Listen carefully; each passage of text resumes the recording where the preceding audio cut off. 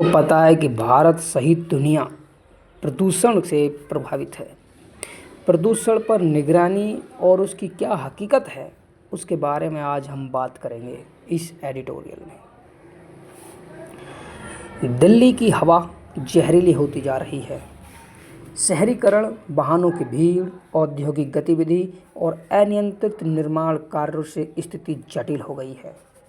वायु प्रदूषण अब केवल एक मौसमी समस्या नहीं, बल्कि वर्ष भर के लिए सतत स्वास्थ्य आपातकाल बन चुका है। मगर अफसोस कि दिल्ली में वायु प्रदूषण से सार्वजनिक स्वास्थ्य से बचाव के लिए जिन जरूरी कदमों की दरकार थी, उनके बजाय सरकारी तंत्र आंकड़ों की चमक दमक के पीछे भागता दिख रहा है। दिल्ली में वायु गुणवत्ता की निगरानी के लिए बहुस्तरीय ढांचा मौजूद है। सीपीसीबी यानी सेंट्रल पॉल्यूशन कंट्रोल बोर्ड और दिल्ली प्रदूषण नियंत्रण कमेटी द्वारा संचालित 40 से अधिक सतत निगरानी केंद्र समूचे शहर में कार्यरत हैं। कागज पर यह व्यवस्था व्यापक लगती है, लेकिन जमीनी सच्चाई कहीं अधिक जटिल और चिंताजनक है। कई निगरानी केंद्र उन जगहों पर हैं जहां वैज्ञानिक मानकों के मुताबिक नहीं होना चाहिए। नतीजतन प्रदूषण के वास्तविक स्तर का पता नहीं लगा पाता। केंद्रीय एजेंसियां और यानी कैग की ताज़ा रिपोर्ट के मुताबिक निगरानी नेटवर्क में पारदर्शिता और वैज्ञानिक ईमानदारी का अभाव है।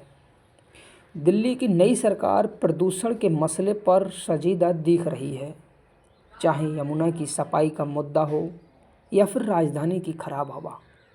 इसकी कवायद ने 6 नए सतत वायु गुणवत्ता निगरानी स्टेशन स्थापित करने की पहल के विवाद पैदा कर दिया है।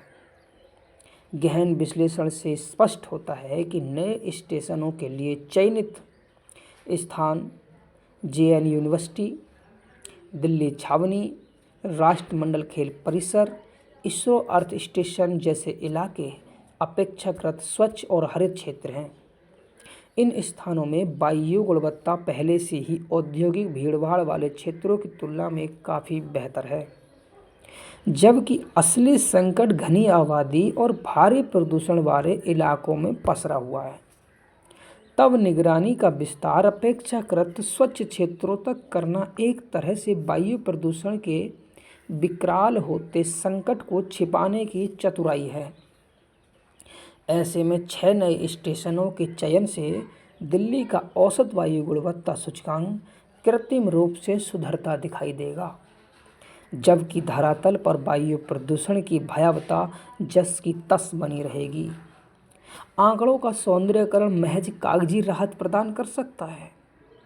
वास्तविकता में दिल्ली वालों की उखड़ती सांसों में कोई सुकून नहीं ला सकता। औसत वायु गुणवत्ता सूचकांक के आंकड़ों में सुधार दिखाने की रणनीति प्रदूषण और शहरी निकायों के नीतिगत निर्णयों को भी भ्रमित करने वाला हो सकता है। अभी दिल्ली में वायु प्रदूषण निगरानी वाले 40 स्टेशन हैं, जिनमें कम से कम 10 औद्योगिक इकाइयों में, 7 हरित क्षेत्र में, 8 रिहायशी इलाकों में और बाकी भीड़ भाड़ वाले क्षेत्रों में हैं। कई रपटें अपर्याप्त वायु गुणवत्ता निगरानी नेटवर्क की ओर इशारा कर चुकी हैं। सघन जनसंख्या वाले आवासीय क्षेत्र, भीड़ भाड़ और भारी यातायात वाले क्षेत्र, औद्योगिक क्षेत्र, कूड़ा निस्तारण के इलाके और निर्माण वाले क्षेत्रों में अधिकांश लोग, विशेष रूप से बच्चे और बुजुर्ग, प्रदूषित हवा के लंबे समय तक संपर्क में के प्रतिकूल स्वास्थ्य प्रभावों से सबसे ज़्यादा प्रभावित हैं।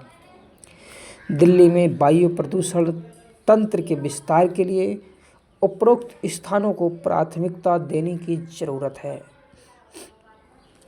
मसलन ओखला और उत्तर पूर्वी दिल्ली के कुछ हिस्से में अभी भी 24 घंटे निगरानी नहीं है। दिल्ली के निगरानी स्टेशन के भौगोलिक विस्तार को देखें तो दक्षिण पश्चिम और उत्तर पश्चिम के इलाकों में निगरानी स्टेशन बढ़ाने की ज़रूरत है। दिल्ली के वायु गुणवत्ता निगरानी नेटवर्क का वितरण असमान और असंतुलित है।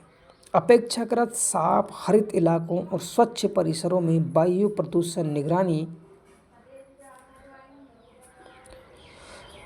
तंत्र स्थापित करने का वैज्ञानिक औचित्य हो सकता है, क्योंकि यह दीर्घकालिक रुझानों और तुलनात्मक शोध के लिए एक प्रकार के नियंत्रण समूह की भूमिका निभा सकते हैं।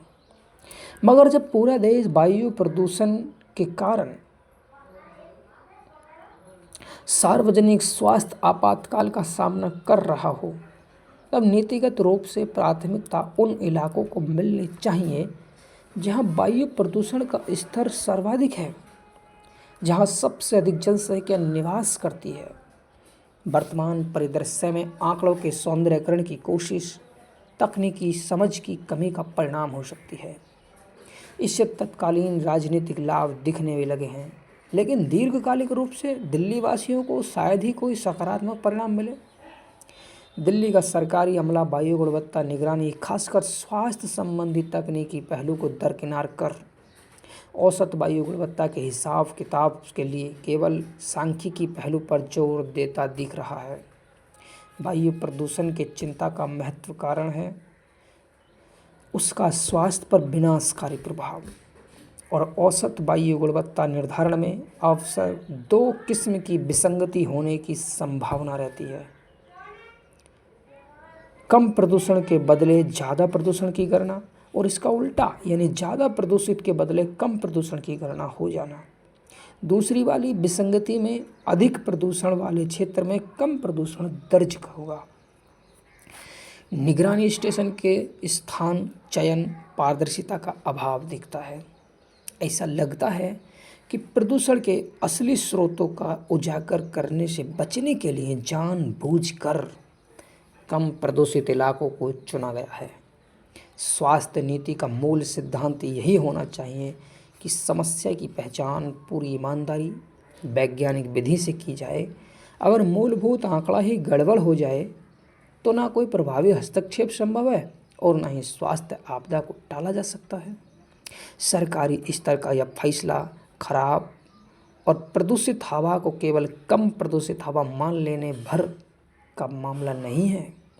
शहरों की औसत वायु गुणवत्ता, महत्वपूर्ण सार्वजनिक स्वास्थ्य परामर्शों, गंभीर प्रदूषण के दौरान स्कूल कॉलेज बंद करने, कार्यालयों में ऑनलाइन गतिविधि संबंधी निर्णय, शहरी नियोजन के दूरगामी रणनीतियों के निर्धारण सहित अनेक सरकारी गैर सरकारी निर्णयों के लिए आधार का काम करता है। खासकर सर्वोच्च न्यायालय के दखल के बाद 2016 में दिल्ली में ग्रेडेड रेस्पॉन्स एक्शन प्लान यानी ग्रैप लागू होने के बाद शहर का औसत वायु गुणवत्ता सूचकांक एक पैमाना बन गया है। ग्रैप एक तरह से दिल्ली एनसीआर में बढ़े हुए प्रदूषण के स्तर को तात्कालिक रूप से नियंत्रित करने की आपातकालीन व्यवस्था है। दिल्ली की वायु गुणवत्ता में सुधार के लिए निगरानी नेटवर्क का पुनर्गठन एक प्राथमिक आवश्यकता है।